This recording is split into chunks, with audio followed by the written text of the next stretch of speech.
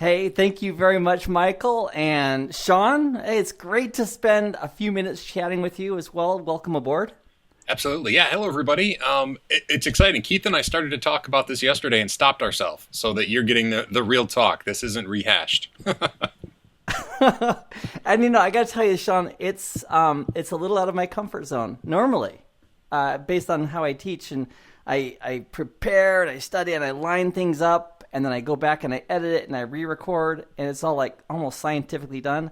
It's so great to have an opportunity to chat with you and everybody who's listening to this, either live or via recording. I know that time is the one factor that we all have the same exact amount of, and I know it's precious. So thank you, everybody, for joining us for this 30 minutes. Shawn and I really love training. Getting better at something, because it does change lives. And Shawn, I'm going to put you on the spot a little bit.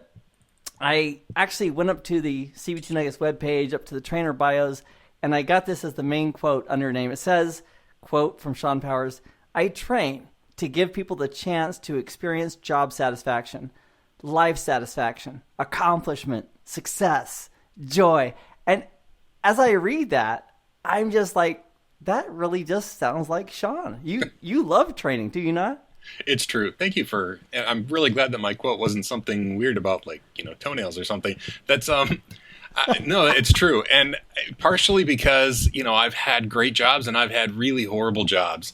And I want people to experience that joy you get from, doing something you love. It's awesome. And, I found that in IT, so I want to help other people find that in IT. That's great. One of the challenges that I've discovered with anything new, whether it's a sport or a skill or learning something, is sometimes there's a little learning curve that is pretty daunting. But one of the big tricks is to get some content or a book or a video, whatever, just start studying it, get hands-on. And I've discovered that once you get in 15 hours into almost anything, it starts becoming easier to learn because of that first learning curve.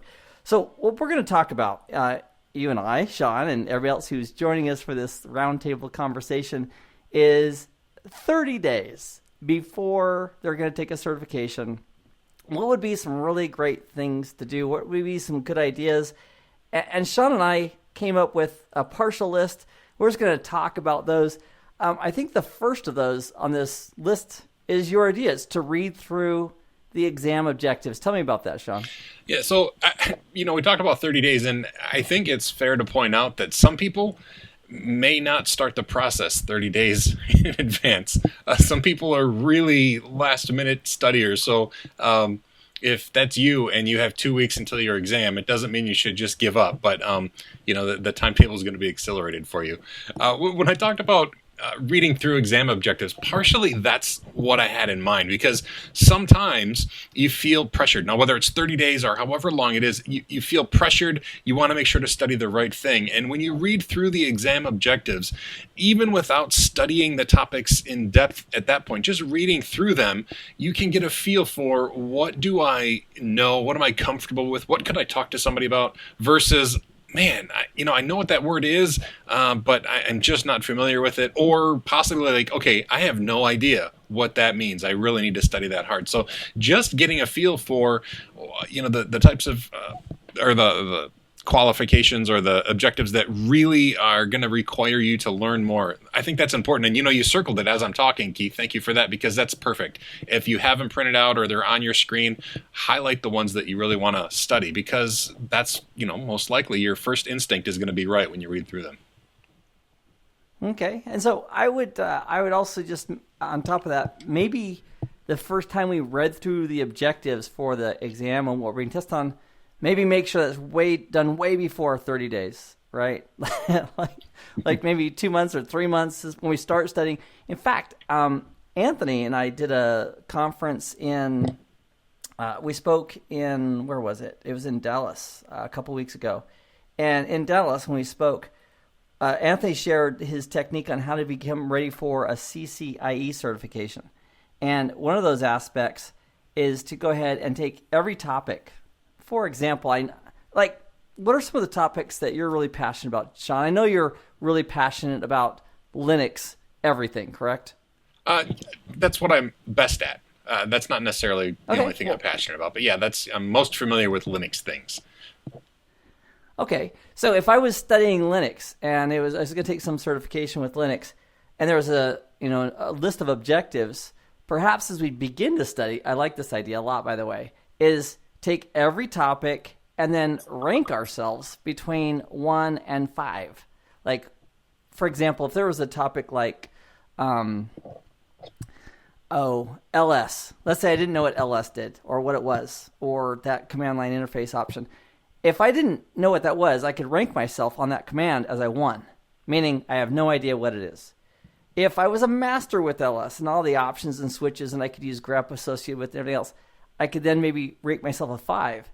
And by ranking ourselves on each and every item, being honest, not just saying, oh, I'm great at this. Start with where we're at, identify where we're at with those topics. Then when we go to study, what I like to do is maybe take a look at all the ones and maybe pick 1 or 2 of those and make a study session of a half hour or 45 minutes for an hour on that one topic and see if I can move that from a 1 over to a 2 or a 3 by doing hands-on and practicing with the command. So ideally, before we go into a certification exam, we should take all of our topics, and on a ranking, we should be at least a 3 and possibly a 4 before we ever walk into the exam. If there's like half of the objectives where we don't really understand it, actually taking the exam is going to be pretty tough, because our goal is to make sure we understand it. Now, Shawn, this next one is also one that you recommended, and I love the idea, and that is to go ahead and do the things that you have been learning. Can you give me an example of, maybe elaborate what that is, and then an example of it? Absolutely. So, everybody learns in different ways. Some people are audio learners. Some people are visual learners. Some people really do best by doing. And an example that I have of that is programming. So, Linux is really my area of expertise. That's what I've done my whole career. But programming is something that's always fascinated me. But I took a couple classes in college, and I have to admit, I hated it. I hated it so much. I dropped out, which is probably, I know, it was miserable. So I just never learned to program until the last couple years. And what happened was I had a problem that I needed to solve, and learning to program did it. For me, it was bird cam. Now, anybody who knows me knows that I'm a big fan of watching birds, and I've set up bird cameras, and I actually have written programs that control the bird cameras. And it was having that thing to do that, I needed to learn how to do stuff to solve a problem. So really, when I say do the things that you've been learning, look at how the thing you're learning can solve a problem, because being able to solve that problem and do it, and it's just this, it's very satisfying, but I could never have learned to do the programming that I do now if I didn't have a purpose other than just to learn it. So having that end result is just powerful. Oh my gosh. I just got goosebumps. That is awesome. And because I feel it. I've had that experience, but maybe I could rekindle that. Wow.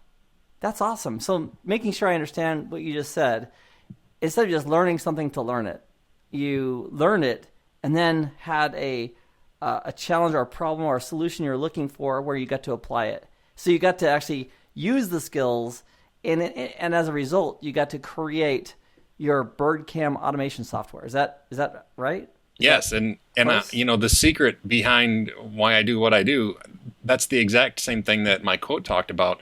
The reason that I do training, I don't just train to train people. I train because I want to solve problems in people's lives where they want to be better at their job. They want to get more enjoyment out of their job. So it's that same motivation for accomplishing something or troubleshooting or trouble solving that I train. It's the same thing. It's that same motivation, and it's what pushes me. I'm different than anybody, maybe, or than everybody's different, but I think that that's a powerful way to force yourself to do things and learn things and accomplish tasks. That rocks. I just finished an ITIL course. Shawn, I don't know if you're familiar with ITIL or not. Are you familiar with that? A little bit, yes. Okay. Well, when I first was introduced to ITIL, I wasn't familiar with it at the time, and now I love it. It's fantastic. ITIL is like the IT information library. 5 books talking about a basic framework that IT companies can follow to properly manage IT services that they're delivering. And it is pretty straightforward. It's design, strategy, like plan on what we're going to do, design the solution for what we want to accomplish, and then transition, which is implementation, operations is stage 4, and then continual service improvement. And as I went through this course first time to learn the details of it, I started looking at where I could apply this outside of just IT services. And I discovered that if I want to, for example, let's imagine that everybody who's participating in this webinar, whether it's live or you're listening to it recorded, let's imagine that we're all going to go on a vacation. Or let's imagine that we're going to design a great life. Well, if you're going to design, let's go for the life. If you're going to design a great life, it would be really cool to have a strategy, right? Where do we want to be? What's the vision? What do we want it to look like, feel like, taste like, etc.? And then spend time designing that. How do we get there? What kind of training? What kind of work? What kind of skills, etc.? And then the actual implementation. And then once you're there in this quote-unquote designed and strategized great life, how do we maintain that and keep ourselves happy and fit and strong and a good citizen of our country and so forth? So basically, I've used the concepts from ITIL in my own life to strategize, design, implement, and maintain the lifestyle that I would like. And it's not money-based. It's like quality of life. So that's an example that I like to do also of how to take what we're learning and then apply it.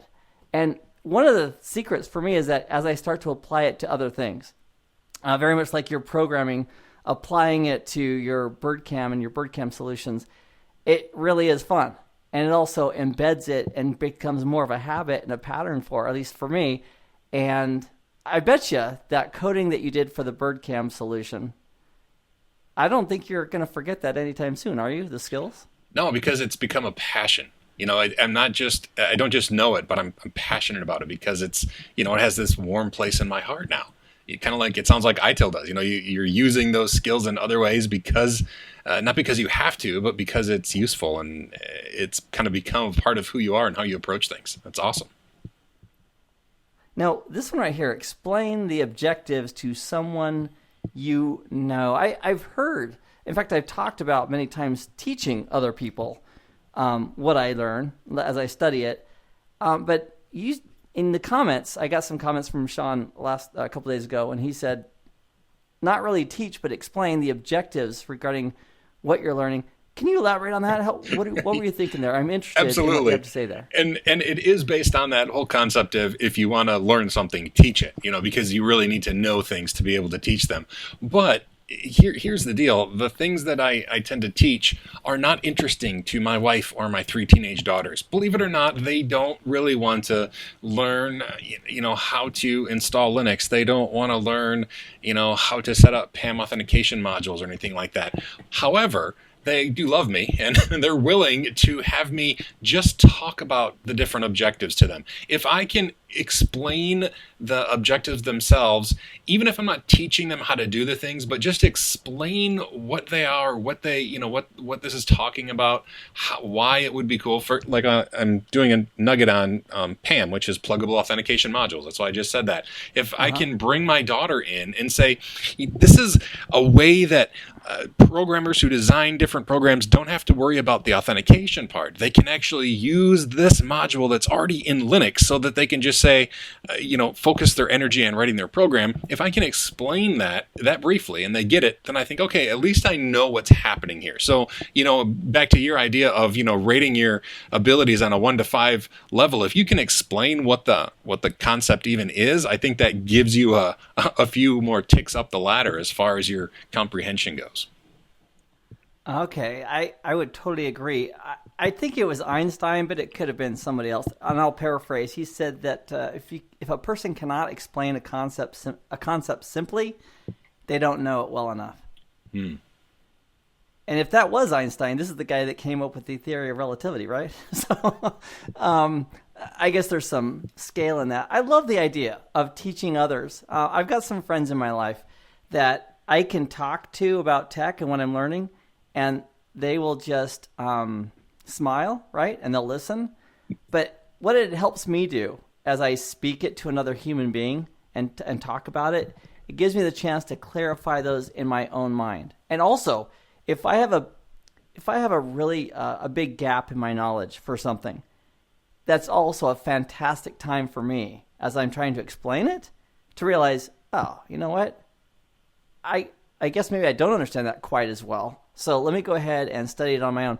So there's got to be a marriage or a blend there, Shawn, between those ideas. So as we communicate to other people what we're learning or studying, if we can put it at their level, I think you said that gives us a couple of notches up because we're able to describe the purpose, the idea, without getting deep in the weeds and losing a different audience. Is that right? Absolutely. I agree. And maybe you've never done this, but for me, sometimes I think I know something until I try to explain it to somebody. And then I'm like, you know what? I guess maybe I don't know enough to even explain what this means. So yeah, I think that, yeah, to point out our, here's a brutal moment of honesty. I make videos for a living for CBT Nuggets, and our goal is to make short, concise, easy to digest nuggets.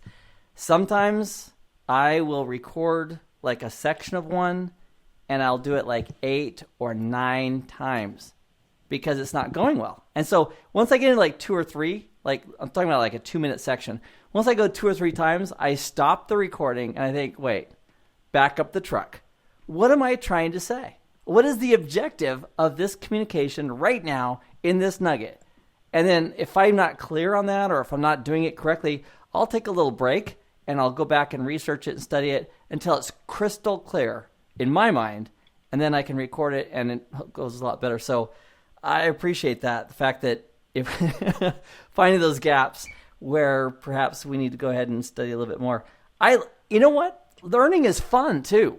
Now, the idea sometimes of learning, somebody says, I got to learn this, but learning, the neurons in a person's brain light up, and neurons that fire together, wire together, we can learn. I mean, no baby was ever born, and their doctor said, this baby's going to be a Cisco engineer, or this guy's going to be a master of puppet, even though that hasn't been invented yet, or, be a master at PAM, or Linux, or whatever it is. So everything is learned. I think when we're born, we're afraid of 2 things: loud noises and being dropped. And pretty much everything else is learned or associated, and training is an amazing thing. Now, one of the tricks that I have used, and it's also very helpful, I encourage other people to do it as well, is to commit to others publicly. It gives a little bit of pressure. For example, if I told one of my kids, or if I talked to Shawn, I said, Shawn, I'm working on this certification for XYZ, and I want to learn it to know it, not just to pass the exam, but I want to learn it to know it and enjoy the process. And if I said, Shawn, in 2 months, I'm going to take my exam. If I commit to Shawn that, he's going to basically know that, and I will have a little bit of added pressure for those mornings or afternoons where I say, maybe I can skip today, or maybe I don't want to do that today. So a little bit of commitment is a good thing. Here's a technique that I've actually used. I haven't used it lately because this is going to date me as well. I wrote a check to a friend, and I put it in an envelope. It was like $100, and I said, if I don't meet this commitment that I'm committing to in 2 months, or whatever the time frame was, I put the date on the envelope, you can open this envelope and cash the check. Of course, now we would put a Bitcoin in there, or a portion of, or a few Satoshis or something, or some cash. But, when you have skin in the game and you've made a commitment, it's going to help you actually get that much further. And then the last thing here, I don't recall if this was your recommendation or if it was mine, but we talked about, or at least it was on the list somewhere, perhaps a practice exam or a practice test. Shawn, what are your thoughts on that? Well, I will say that if you don't have my address, I'll happily give you my address to mail one of those checks, because I've never gotten one of them. The other thing, too, just briefly to talk about that, I read that was the commit to others publicly was definitely one of your ideas when we were kind of brainstorming over email together. And It's funny, when you said that, I said, you know what, I don't like that. That makes me uncomfortable. To which moments later I said, which is the which is the exact idea. It makes me uncomfortable because then I'm kind of, I'm kind of committed, and I do have that pressure. So it worked on me. Just the thought of committing publicly is really powerful. If you really care about the people that you're committing to. About that? Yeah, please. Can I show you something real? Check this out. So in a lot of the videos I make, I ask people to commit publicly or to level, and a lot of them go to my social media. But here's one from a few weeks ago. Taking your CompTIA Security Plus course, blah, blah, blah. I am officially committing to January 2017. And awesome. She knows, it was a woman, and there's lots of people who commit, but she knows that she committed publicly that she was going to do this. And there's like 20 or 30 or 40,000 people that subscribe to that. So, it's out there. And then I don't personally follow up on each one saying, okay, how'd you do? It's time. But I get a lot of feedback from people saying, I did it. I get it. I got my certification. And I am so happy for the individuals. And here's what I'm mostly happy about. I'm not just happy that they got their certification. That's a milestone in their career of learning. I'm happy about the effort and the time and the energy that they put in to learn the content as part of their journey. So getting a cert isn't like the end of the full goal. It's just part of a process in demonstrating that you have some knowledge and you're increasing that knowledge as you go on. So going back, Shawn, to the comment about, let me bring that up again, committing to others publicly. Do you think you'll ever use that? I mean, I know it makes you uncomfortable. Absolutely. Doing it. Like I said, it made me uncomfortable, which made me think. So yeah, actually, I think that's something I'm going to try to do and see how that works for me. So we'll see how that goes. Maybe I'll be one of those tweets at you. And you don't even have to blur me out if you use me as an example. Your wife too. That's I consider that also being public, meaning you're telling your wife, "Here's what I'm going to do, and here's my objectives, and here's why. Here's the reasons it's important to us as a family." That would also serve that purpose as well. Okay, so thanks for that. What about this practice exam? So the practice test, I think that was one of the things that we wanted to talk about yesterday, and we forced ourselves not to. Because the truth of the matter is you take more certification exams than I do. That's just the way that our courses and everything happen to go. And so your insight on the actual test taking process is really significant.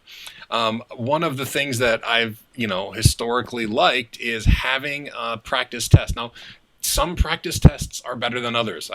That's been my experience. Some of them ask questions in the same way that the final test will ask them. Some don't. So it really, it's not always going to give you an exact feel for what the test is going to be like. But I mean, that's generally, I have to admit that was almost a throwaway idea because that's pretty much what we recommend, right? Take a practice test to see how you do. But you had mixed emotions on that. So I will say that I put that out there, but it was partially just because that's one of the things that we do to prepare. So please give me your insight because I was really curious what you had to say.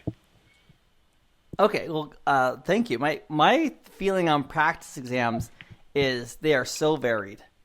For example, it would be not a good idea to go and actually look at the real exam if somebody cheated and took screenshots of it, right? That's not ethical. That's not right. Right. Our goal is to learn the content and then to demonstrate our knowledge by taking an exam and then using it as a milestone as we continue on. So as far as practice exams go, I know that many people will study. They'll take a practice exam, and then they'll get questions that are so wacky. They sometimes feel like, oh, I'm not ready. I couldn't answer that question on, the validation checks for a digital certificate in Security Plus, right? In Security Plus, like for CompTIA, they're not going to ask incredible detail about a digital certificate. It might be a high-level picture of how do they fit in, and they carry public keys and so forth, but they're not going to ask for the details integral as far as a X.509 v3 digital certificate.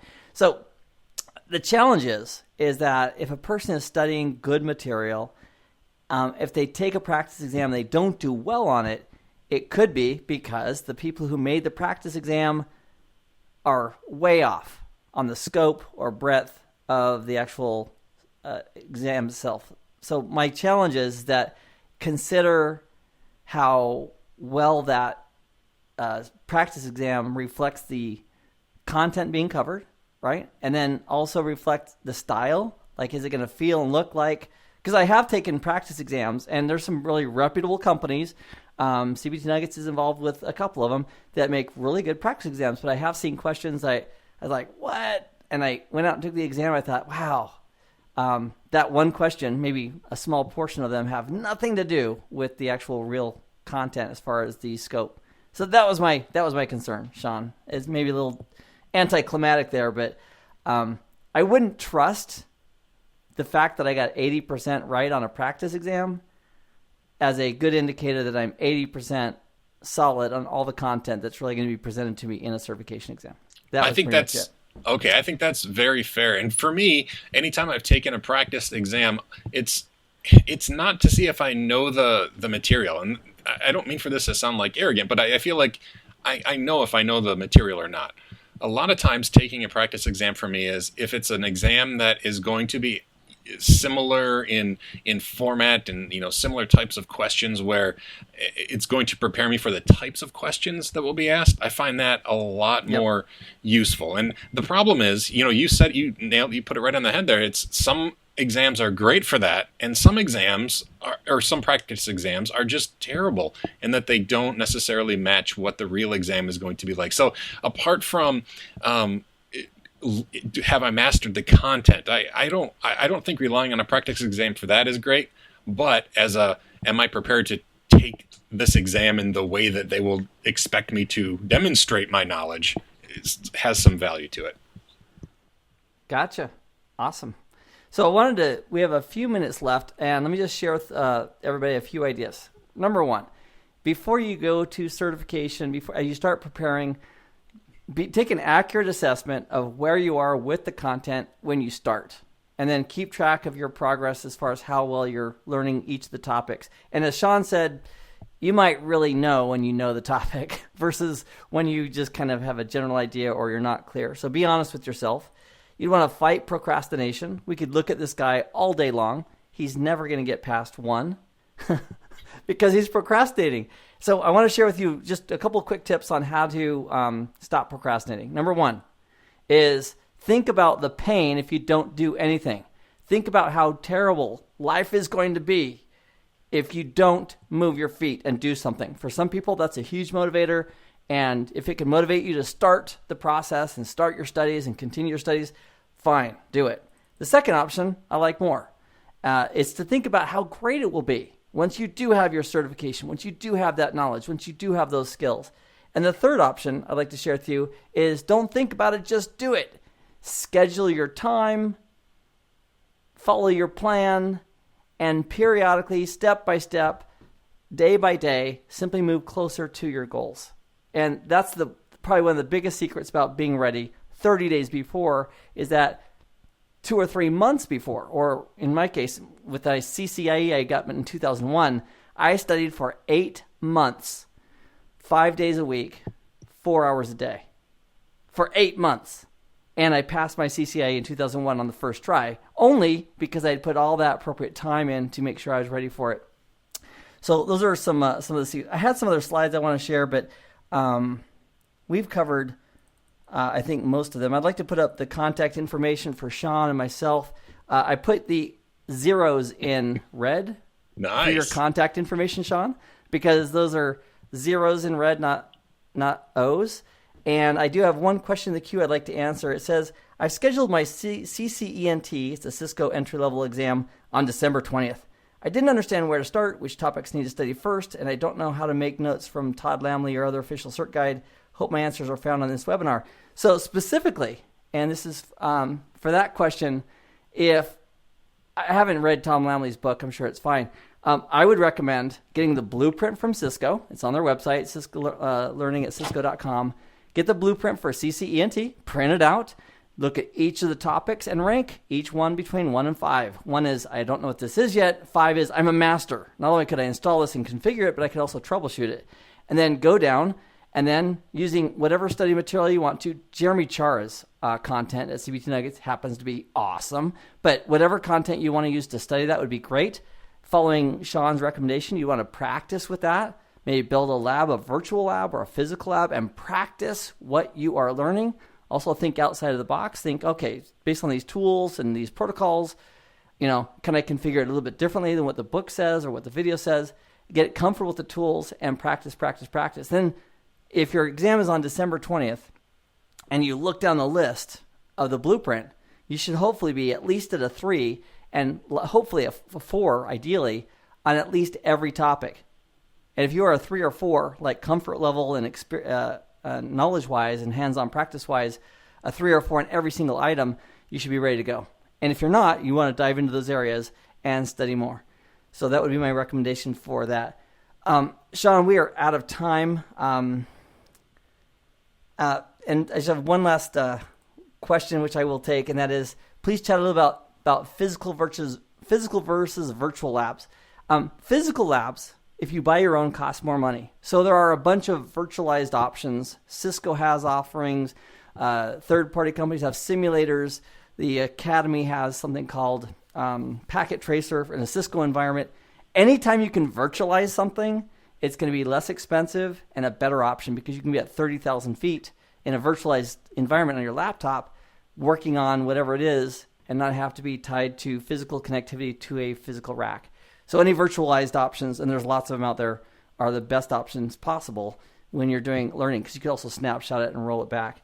Hey, Shawn, it has been awesome having you. Thank you very much for joining me, my friend. You too. Thank you. And thanks for everybody. Yeah, we're going to turn the time back over to Michael and say thanks again.